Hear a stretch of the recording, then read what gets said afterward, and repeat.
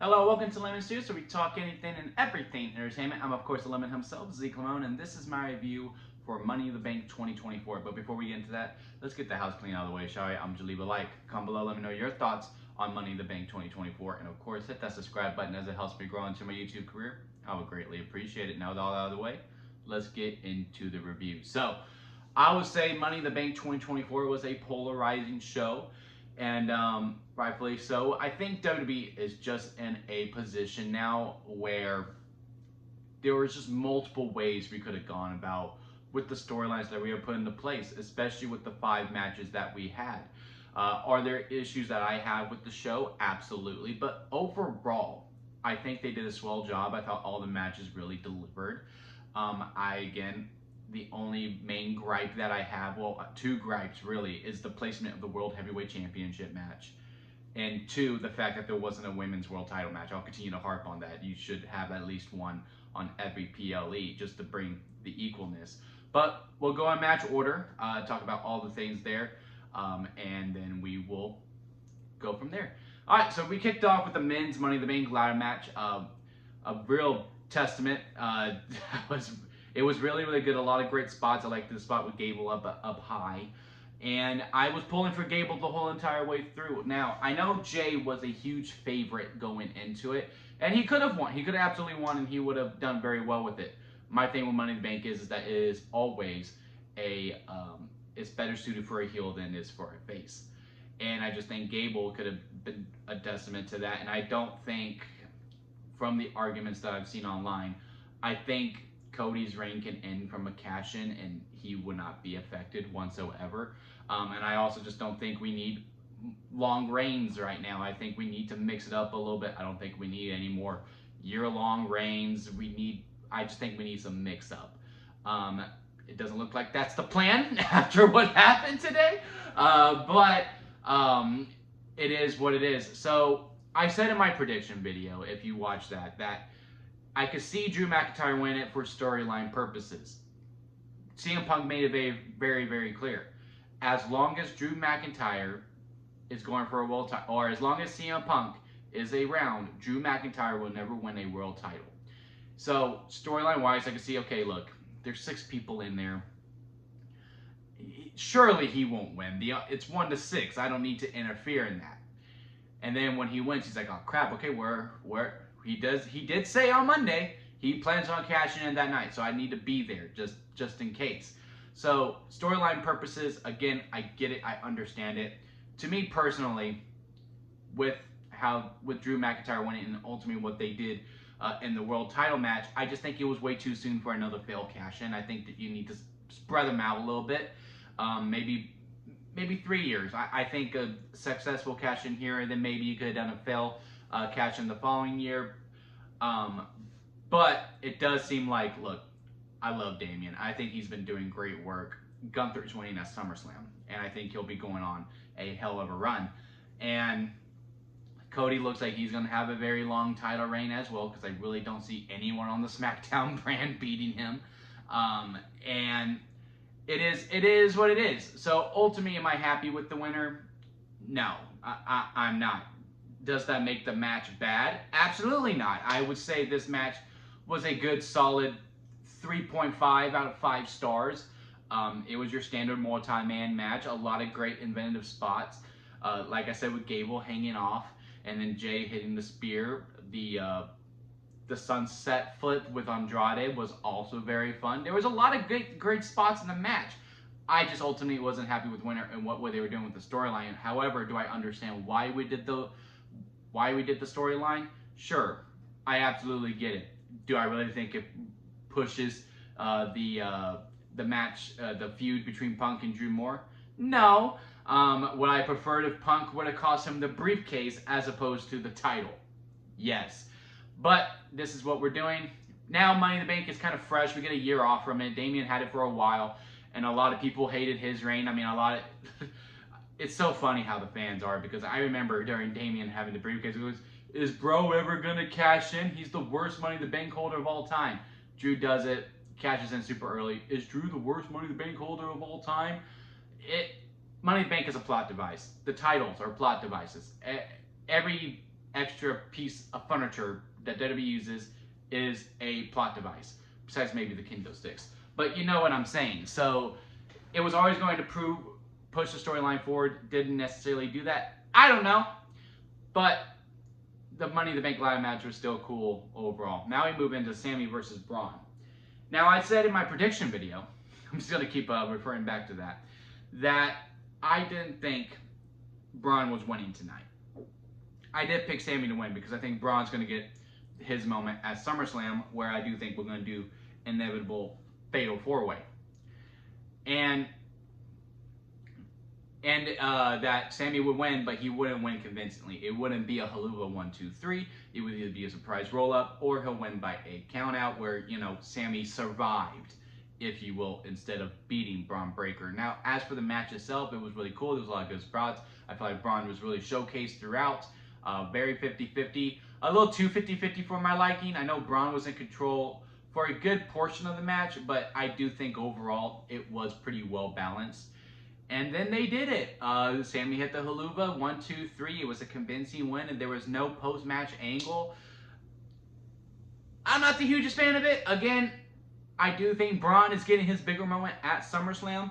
Does he need to keep going undefeated? No, but I do think we have a big opportunity with Braun Breaker becoming the next Brock Lesnar. And I think in order to become the next Brock Lesnar, you just need to just kill and win. And if you do lose, it's by, oh man, that person just escaped by the skin of their teeth. I mean, Helluva 1, 2, 3, that is quite something. But I did like the storyline within the match of rookie versus vet. While Braun was very brash about it, he was showboating a lot. Granted, there's a lot of showboating in wrestling these days, but he was showboating a lot, really in your face, and you could make the argument that he was distracted within himself, as opposed to Sami, who was just focused on the task at hand, and that's why Sami won. So we'll wait for Monday to see how the fallout of that goes.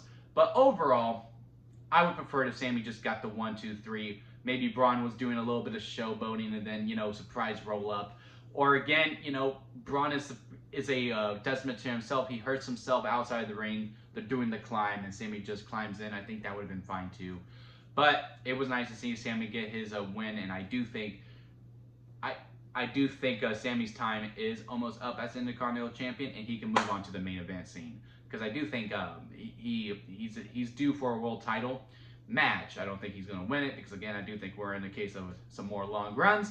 But that is that, and it is what it is. Again, not the hugest fan of how he booked the finish, but I do understand the finish. Now, moving on to the World Heavyweight title. I have a problem with it being third. It should have been last. And we'll talk about it more when we get to the main event. But it was not a main event. Your world title.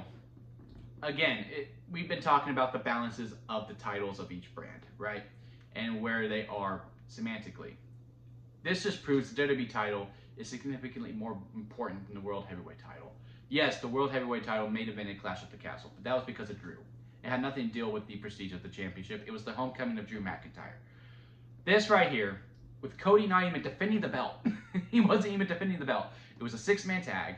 I get it, the story had a lot of heat, but Damian and Seth had a lot of heat too. And I just truly think that should have been it. That should have been the main event, especially with the post-match angle that we did with Drew cashing in, failing the cash in, Punk coming out, Seth cussing out Punk, Drew and Damian looking pissed off because he couldn't do it on his own again. And now we continue the storyline with Gunther versus Damian, where I do think Damian is finally going to be on his own, and he is going to lose, and he does think he needs the Judgment Day. I am now going with my friend here. This was his thought process. Damian's finally going to go in alone. He's going to lose. He's going to realize he needs the Judgment Day, and then that's when the Judgment Day go, well, we don't need you. And they kick him out because Damian has been a dick to them. So I get the storyline purposes of it, and I know everyone really wants to talk about the botch. I mean, let's just call it like it is. One or two things happened, and no one really knows, right? I think Triple H kind of alluded to the press conference that Damian just didn't kick out. He was supposed to kick out, but he didn't. He was probably dazed or whatever. I just hope he's okay. And also, what could have very well happened is that the music was supposed to hit, and Damian was supposed to lay there. Either way, It was a mess up. It's human. It happens. I'm surprised it doesn't happen more. But anyway, back to storyline purposes, with everything that was built up and how we're continuing the build, it should have gone on last. Overall, I think the match was great. I had a lot of fun time with it. Yes, Seth was a little sloppy in some areas. He just got back. And now, this Drew versus Punk feud gets even more interesting because now does Seth just insert himself in and we do a triple threat at SummerSlam? And it will be a very fun triple threat because I'm talking weapons and all. Like, there's no way that match stays clean. And by clean, I mean no blood. Like, there has to be blood in that match. And then we can transition out to just Drew versus Punk. And they can carry on the Bad Blood, where I'm assuming they're going to be the Hell in a Cell match. I mean, look at the Bad Blood poster. It looks like Hell in a Cell. But yeah, I loved everything that we did within this match. Sure, the botch hurts a lot. And, you know, we do think about it quite a bit. But, hey, it is a very human mistake. And it does happen. And I'm pretty sure it will not happen again for a long while. And, again, I'm surprised it doesn't happen more often. But everything post-match angle, pushing Punk and Drew forward. And again, if Seth gets introduced in and we do get this triple threat, then, you know, everything I said about Drew winning the Money in the Bank briefcase and saying that the story really pushed forward, I take it all back. Because then you have a reason why Seth introduced himself in. F you, Punk. And F you, Drew. I can no longer challenge for the world title again because of both of you and yours business, so now it's my business. So, again, if we do this triple threat, then cool. Everything's all good. And again, everything post-match angle-wise, it was main event worthy. So now we move on to the women's Money in the Bank ladder match. I gotta say, look, these women had a chip on their shoulder going in. This was we are here to prove a statement because, look, when you do two of the same gimmick matches, when there's one men and one women's, whoever goes second usually suffers a little bit. And I also think the women suffer a little bit more significantly more because they typically open, so therefore there's not as many, you know, expectations for a said match. The Elimination Chamber, War Games, Money in the Bank, all these types of matches, I think the women always dealt a bad hand by the audience, and it is truly unfair. So with them going second and also being the second to last match, I can see them being like, we have a point to prove. And we're going to throw on the greatest women's Money in the Bank ladder match of all time. And I think that's exactly what they did. Now, it wasn't pretty by any means. Look, there was some more mess-ups within this match, absolutely. But to me personally, I liked it. I think it added to the match quite a bit. Because, think about it. When you're watching UFC, you're watching boxing, all that stuff, are those fights pretty? No, absolutely not. So why should a ladder match be always pretty and, you know, choreographed and all that stuff? Do I want this type of ladder match every single time for the case of realism? No. But it was like a breath of fresh air, a fresh coat of paint, and the spots that these women were doing, it was like a car crash that you could not just look away. There was the replay spot with Michael Cole, like literally fearing for his life, and then of course the finale spots, Io and Zoe. Jesus Christ. I'm glad that no one is extremely hurt. Triple H confirmed that look, everyone's fine.